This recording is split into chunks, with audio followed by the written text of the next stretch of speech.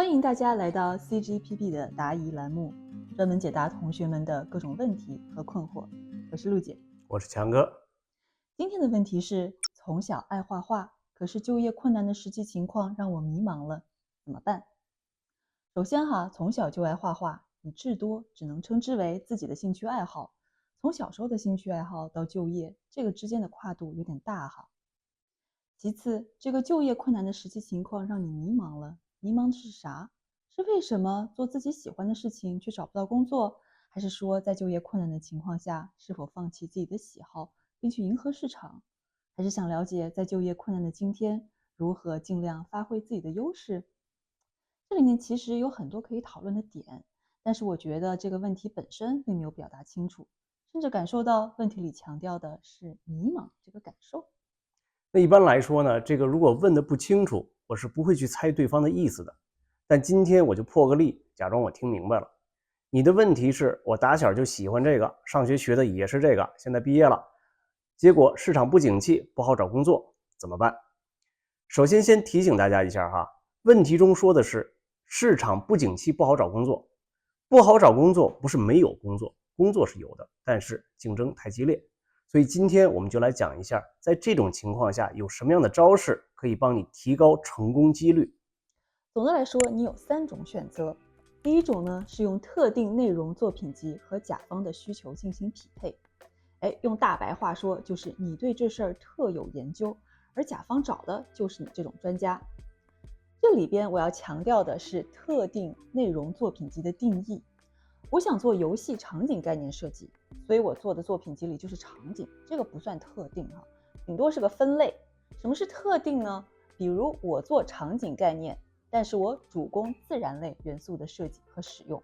举个例子，我的作品集里边有各类的植被、各类的地表，还有树、灌木、草的品种分类，然后有各类的组合设定，比如什么样的树配什么样的草，什么样的草配什么样的土，什么样的土配什么样的石头，怎么样用最少的资产做出最多的排列组合，怎么能够让梅总觉得这个东西好看，怎么让地边觉得这个东西好用。这叫特定内容。别人一看，嘿，生态小能手，但是出了这个范畴，作品集里面没有。这种操作的优势就是你的作品集非常的鲜明，别人一看这个作品集，马上就知道这个人的强项是什么，在招聘的过程中就省了很多的环节。强哥当年入行的时候用的就是这个方法，他学的就是游戏美工，主攻人物建模，而且是人物解剖。他的毕业作品集基本上都是人物的面部刻画。当时对口的项目是 EA 和 2K Games 的写实类体育游戏，所以强哥毕业之后直接进了 EA。 还有一个例子，曾经有一个新人来问强哥作品集应该怎么去做，强哥跟他说你就刷各类的石头。结果半年之后，这个人进了 UB 蒙特利尔刺客信条起源这个项目，你猜他每天的工作内容是什么？刷石头。当然刷石头的同学从那以后在职场上有了很大的突破，但是靠刷石头进入如此知名的 IP 也是精准的赢在了起跑线上。第二种是标新立异，从不同的角度入手，吸引对方的注意力。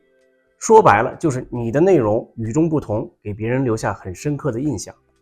注意这里边说的内容不仅仅是作品集的内容，这种不同也可以是内容上的不同，也可以是格式上的不同，也可以是切入点的不同。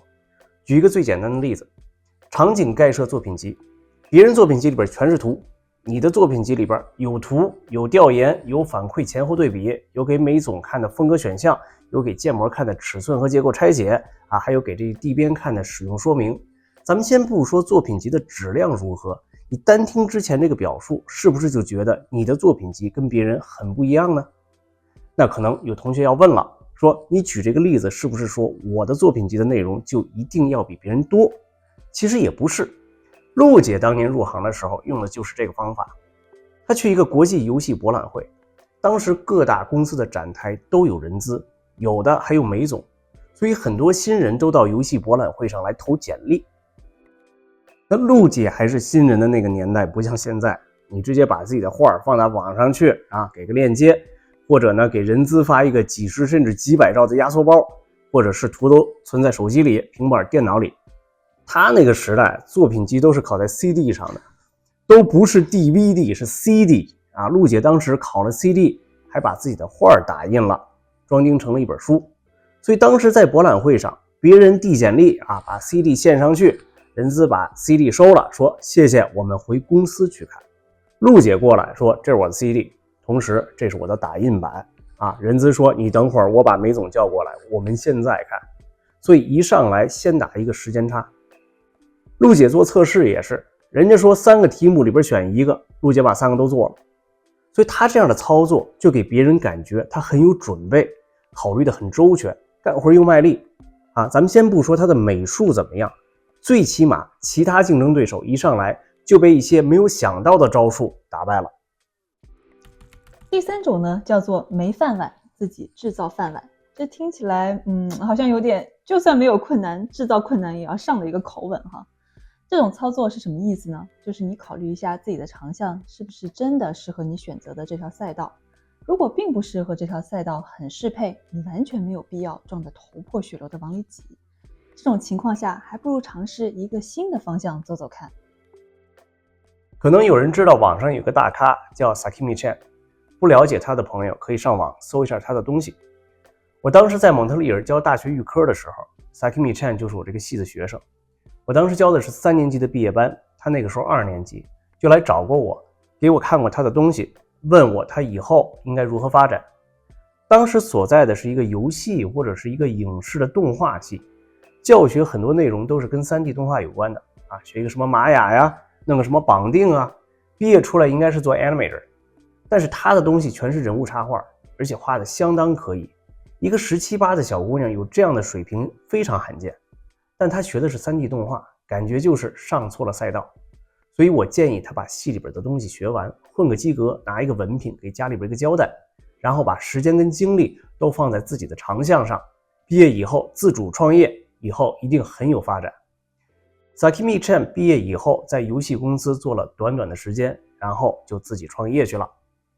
今天我们提到的3种解法，它们并非都是灵丹妙药，但是确实可以让你在不知所措的情况下找到一些意想不到的惊喜。想强调的是，所有的事情都有它的两面性。这3种方法虽然有它的优势，但也不是什么时候都可以操作的。那么这3种方式应该什么时候使用？使用的同时又应该注意什么事项呢？我们把这些问题留给下一集。谢谢大家今天的观看，我们下期再见。记得点赞和关注我们哦。拜拜。